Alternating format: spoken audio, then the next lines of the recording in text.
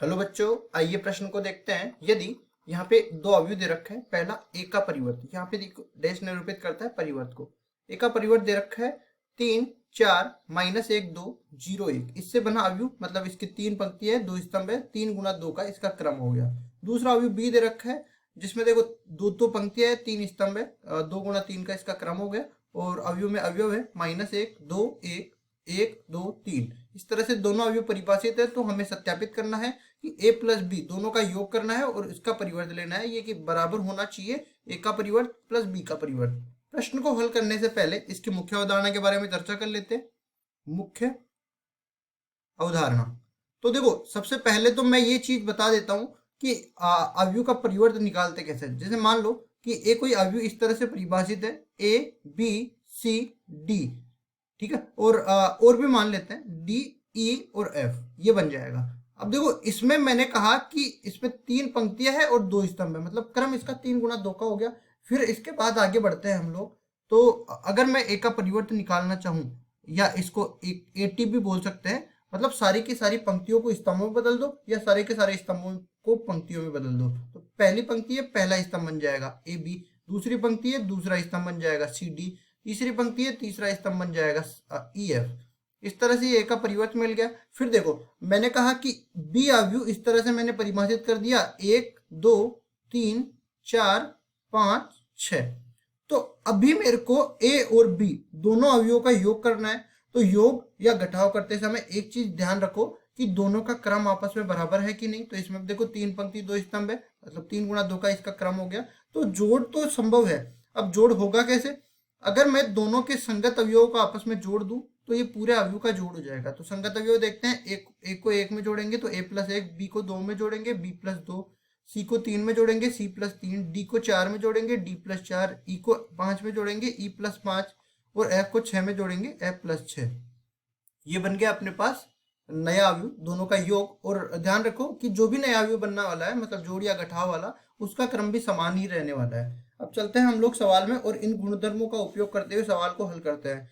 सबसे पहले देखो यहाँ पे ए परिवर्त दे रखा है 3 4 -1 2 और 0 1। इस तरह से परिभाषित है। अब देखो हम लोग यहाँ पे हमने बताया नहीं, लेकिन एक गुणधर्म ऐसा भी होता है कि अगर मैं ए के परिवर्त का परिवर्त कर दूं तो वो वही अवयव मिल जाएगा। और यहाँ पे भी आप देख सकते हो, देखिए जब भी हम लोग परिवर्त करते हैं तो इनका क्रम आपस में बदल जाता है। तो 2 गुना 3 का हो गया, 3 गुना 2 से फिर अपन इसका परिवर्त लेंगे ना, तो इसकी पहली पंक्ति पहला स्तंभ बन जाएगी, दूसरी पंक्ति दूसरा स्तंभ बन जाएगी। और यहाँ पे भी आप देख सकते हो ये ए के बराबर ही आ जाएगी। इसका मतलब ये लेंगे कि अगर हमको ए अवयव निकालना है तो ये जो परिवर्त अवयव दे रखा है इसी का दोबारा परिवर्त ले लेंगे।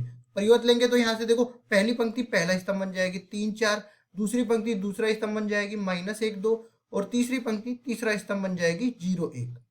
ये आ गया। देखो इसका क्रम कितना था, 3 गुना 2 का, इसका क्रम हो गया 2 गुना 3 का। ये अपने पास ए अवयव मिल गया। अब चलते हैं बी अवयव। तो पहले से दे रखा है, बी अवयव पहले से दे रखा है, तो यहाँ पे लिखते हैं पहले। तो देखिए बी अवयव दे रखा है -1 2 1 और दूसरी पंक्ति इसकी दे रखी है 1 2 3 1 2 3।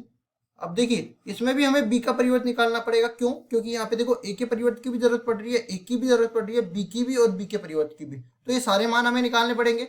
इसका क्रम देख लेते हैं। 2 गुना 3 का है क्योंकि 2 पंक्ति है 3 स्तंभ है। इसका परिवर्त निकालते हैं। तो पहली पंक्ति को पहला स्तंभ बना देंगे -1 2 1, दूसरी पंक्ति को दूसरा स्तंभ बना देंगे 1 2 3। इस तरह से अवयव ये बी डेस आ जाएगा, मतलब बी का परिवर्त मिल जाएगा।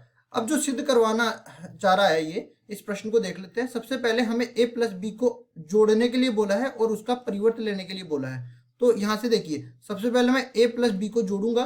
तो यहाँ से a प्लस बी किसके बराबर है? देखिए a अवयव यहाँ पे बराबर था, मैंने निकाला था 3 -1 0। ये बन जाएगा 3 -1 0 और ये वाला अवयव है 4 2 1 4 2 1। 4 2 1 इसमें जोड़ेंगे हम लोग b को, तो b अवयव ये वाला है। तो -1 2 1 1 2 3। और हमने पहले ही बोला था जब भी दो अवयवों का योग करना हो तो उनके संगत अवयवों का योग कर दो। तो यहाँ से a प्लस बी अवयव क्या बन जाएगा? देखो 3 -1 प्लस का 2 2 -1 प्लस का 1 1 प्लस 0 1 4 प्लस 1 5 2 प्लस 2 4 और 1 प्लस 3 1 प्लस 3 4 के बराबर मिल जाएगा, और साथ ही साथ इसका परिवर्त भी हमें लेना है। और ये देखो हम लोग LHS को हल कर रहे हैं, RHS पे बाद में जाएंगे। ये अपने पास a प्लस बी मिल गया। अब देखिए अगर मेरे को इस अवयव का परिवर्त लेना है, इस अवयव का परिवर्त लेना है तो इसका भी परिवर्त लेना पड़ेगा। तो इसका परिवर्त देखो किसके बराबर बन जाएगा, इसकी सारी की सारी पंक्तियों को इस तरह में बदल दो, 2 1 1 और यहाँ पे बन जाएगा 5 4 4। अब देखिए ये तो अपने पास आ गया LHS का मान। अब इसी तरह हम लोग RHS का मान भी निकालेंगे। तो देखिए RHS का मान कैसे निकालते हैं। RHS अपने को दे रखा था a dash plus b dash, तो यहाँ पे लिखेंगे a dash plus b dash. तो a का परिवर्त तो क्या दे रखा था यहाँ पे 3 4 माइनस 1 2, लिखेंगे इसको 3 4 माइनस 1 2 0 1। और इसी तरह हम लोग ये देखो क्या निकाल रहे हैं, हम लोग RHS निकाल रहे हैं, दायां पक्ष निकाल रहे हैं। इसमें जोड़ देंगे हम लोग b डैश को, तो b डैश हमने क्या निकाल लिया था -1 1, और ये 2 2, और ये बन जाएगा 1 3। इनको जोड़ेंगे हम लोग तो ये बनने वाला है, देखो संगत अवयवों को जोड़ेंगे 3 माइनस 1 ये 2 के बराबर, 4 प्लस 1 5 के बराबर, -1 प्लस 2 1 के बराबर, 2 प्लस 2 4 के बराबर, 0 प्लस 1 1 के बराबर, 3 प्लस 1 4 के बराबर। और यहाँ पे आप देख सकते हो कि ये जो अपने पास RHS आया, ये जो RHS हमने निकाला ये LHS के बराबर है, मतलब दोनों अवयव आपस में बराबर है।